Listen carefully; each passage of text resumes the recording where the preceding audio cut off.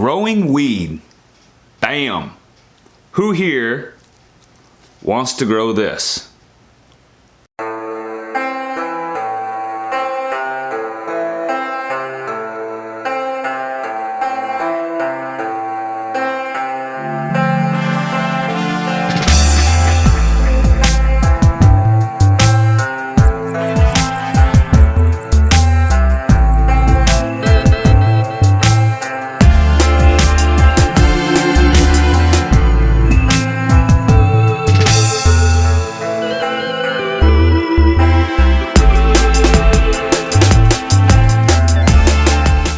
I spent 3.5 years building a medical cannabis business in the state of Montana when it was going through some pretty wild years. And I want to share with you 5 things that I learned in my 3.5 years of making some huge mistakes and also some huge successes. And I want to bring that wisdom to you so that if you're venturing into it or you're thinking about getting into the medical cannabis business, you can take these lessons and apply them right now. Ooh, it smells so good. This is Dream Machine, by the way. I grew this one not too long ago. Beautiful crop. Real heavy producer. And it was 1-to-1, 7% CBD, 7% THC. I love this strain. So I spent, like I said in the intro, 3.5 years in the medical cannabis business. When I got into it, the business was just, or the industry was just getting started. And what I mean by that is medical cannabis has been here since 2004, but it was just starting to really heat up. The state was starting to look at it. People wanted some changes. They wanted to legitimize the industry. I got into this when the feds could no longer interfere with state law. I knew that I was safe from federal prosecution and I could jump in with both feet.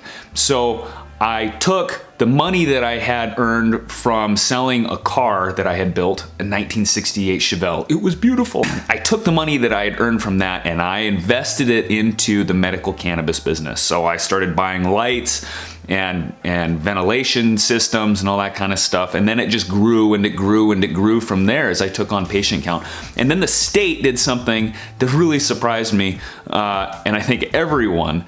And that's that through some bogus rulings, they basically shut down all medical cannabis businesses. So all the patients that I had acquired through a lot of effort, I had to eliminate, let go of. And then I got to start over again 3 months later, building back up my client base.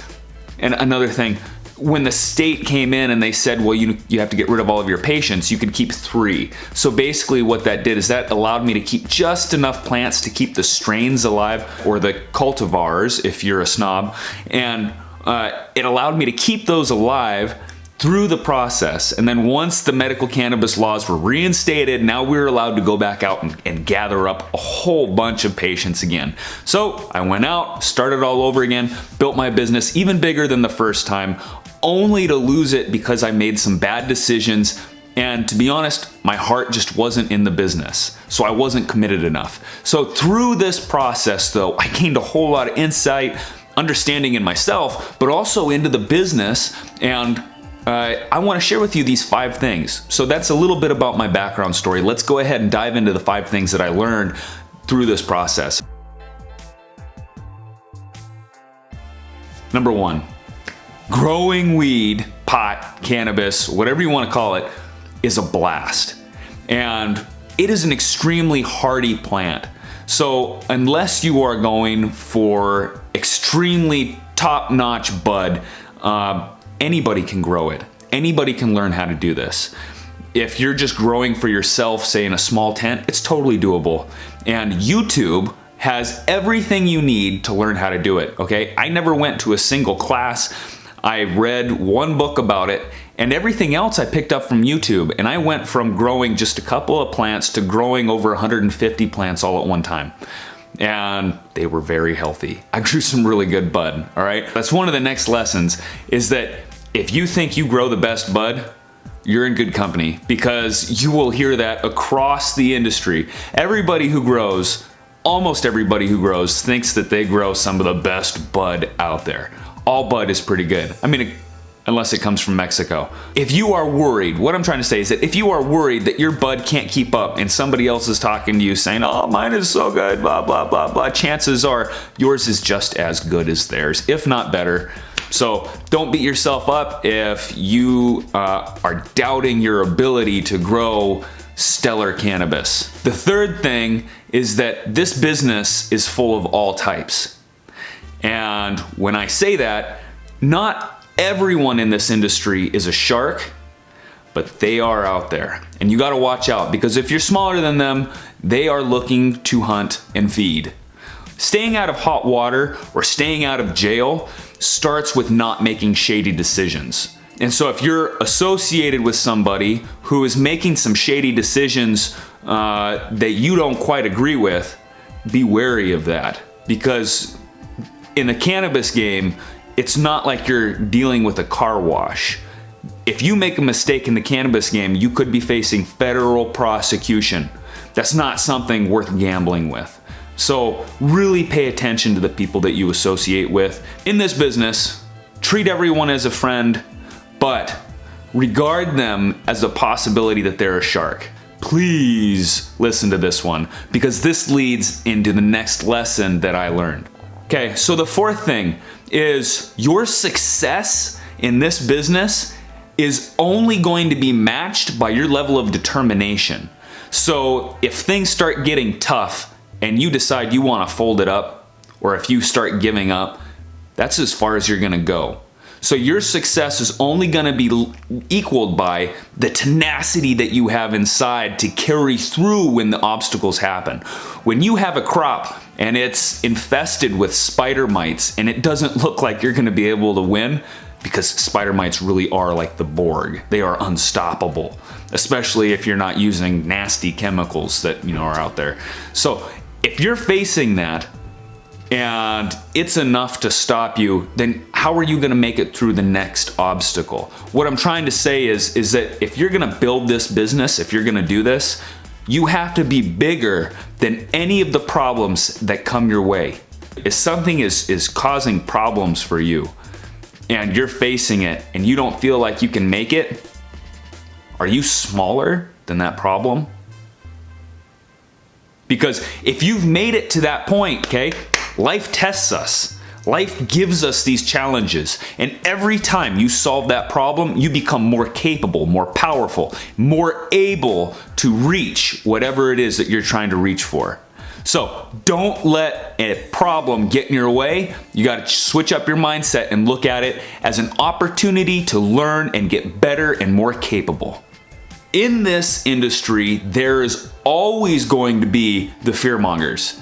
They're going to be out there telling you that the sky is falling, basically. That you can't continue because X, Y, and Z. And it is so easy to fall into the trap of starting to believe that you're not going to be able to make it. Any problems that come your way are surmountable.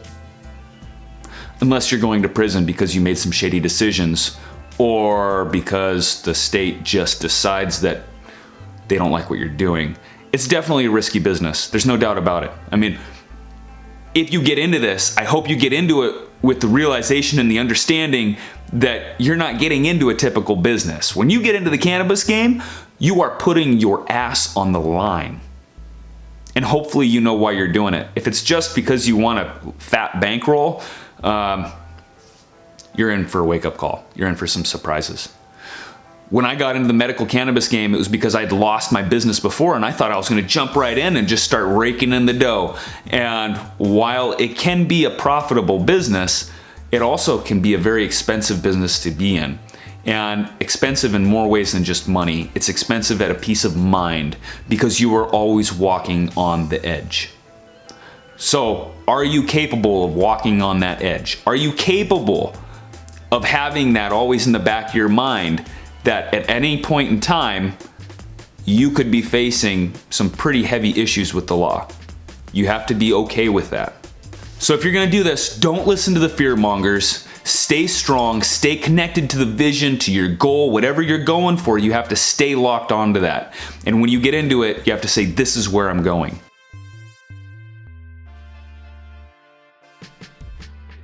You have to be passionate about the plant and what it's able to do for people.